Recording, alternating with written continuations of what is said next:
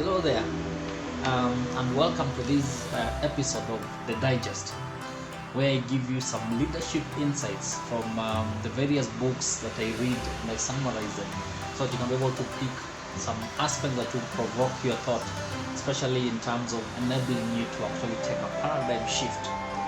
And my name is Coach Gilbert.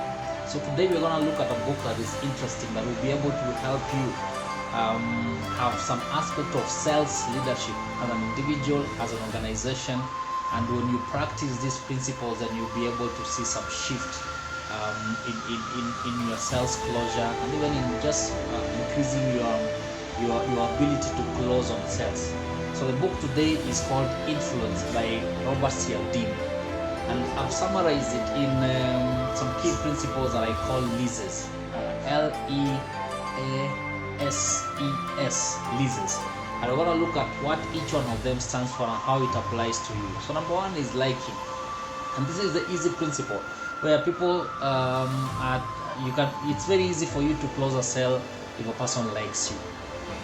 As a salesperson, as an organization, consumers are attracted to your products because they like you generally. As an organization, they like your product. As an individual, people tend to allow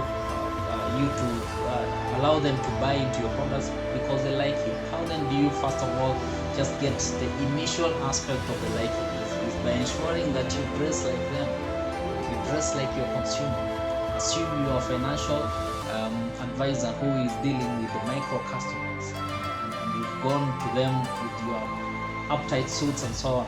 So what you're doing to them is actually you're intimidating them. So you can imagine if you go to them dressing like them, just enabling them to really feel that you are connected to them.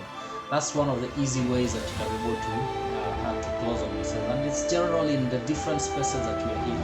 People tend to be attracted, especially in the first few minutes of your engagement, based on how they like you. You have to dress like them for you to be able to close on yourself.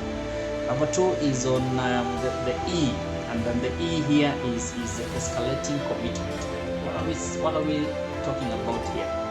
Is if you look at scenarios, for example, for us consultants and even trainers and organizations that are involved with service-related aspects, you find that a number of them are actually doing webinars in their areas of expertise. Why are they doing that? Is because they want to enable you to join into their space, so then you can be able to learn what they do. So it becomes easy for you to be able to then buy into their solutions. So we find that a number of consultants are actually organizing free webinars, so that then once you come in, then they tell you that there is this program that then costs this much. Then it's very easy for you to buy into that aspect. Or some organizations, for example, will tell you that you can pay an initial of a specific amount, let's say 5%, and then now the rest you can pay in some small monthly installments that are manageable. So what they're trying to do is they're trying to give you an easy way of committing, so that then once you make your initial commitment, then it's very easy for you to consistently now commit into the remaining balances. So it's the same way. And today, even if you look at financial institutions, why are they engaging their customers? Is because they want their customers to buy into what they do. Because there are so many other financial institutions out there. There are so many other avenues where customers can be able to get solutions. So once they understand what you do and they understand the commitments that you have for them, it's very easy then to buy into you consistently. Then you look at the A, and the A here is authority. What you're saying here, for example, is when we grow up, when we are growing up as children, what we are looking for is we actually look into our parents for guidance.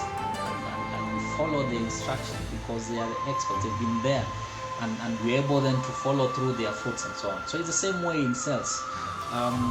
For you to be able to close a sale, especially in terms of customers buying into you, then you have to put yourself in a position of authority. You have to be clear, you have to be knowledgeable, you have to be very detailed around your solution, so that now when you engage with the customer does not see some aspect of uneasiness or some aspect of discussion that you are not in control of, that you're not sure of, that you have to go back to the office for you to be able to confirm confirm something. So that aspect of uneasiness and so on is what then kills the aspect of authority. That's why you see a number of investment bankers, for example, when they go to engage with a customer, they are clear, they can be able to give you clarity step by step of the various investment options that a customer can be able to have. So that makes it easy for a customer to buy into their space. And it's the same case for any other sales engagement, that you need to be very clear so that you put yourself to a space of authority where somebody can see for sure you're actually giving them the right advice and they can be able to buy into it immediately. Then the other aspect is on the S, and the S here is the scarcity. And this practice is actually used more in online sales, both from if you look at airlines, for example, when you go and you want to book and you see there are only 4 seats left. Bookstores, online bookstores, when you want to buy a book, for example in Amazon, you go there and you see only 1 book left. So what does that mean? Is they're trying to create some psychological impression on you as a buyer that if you don't make a choice right now, you will not get that solution that you want. And in the same case, whatever the sales environment that you're in, if you're able then to ensure that you create a psychological scarcity of your solution, and you ensure that your solution is powerful too, then you should be able to see some sales closure coming up quite easy, and customers making decisions easily in terms of their purchase. Then we have the E, and the E here is the exchange, and this is the power of reciprocation. I think it's mainly used more in insurance, and even now some of the organizations are coming up in terms of this. What it means is, for example, if your car has an accident and your insurance of course picks up the claim, and you've taken your car for repair of something, or even if it's for replacement, and they give you an escort car for 2 weeks. What does that mean? Is they actually giving you some convenience in exchange of your loyalty?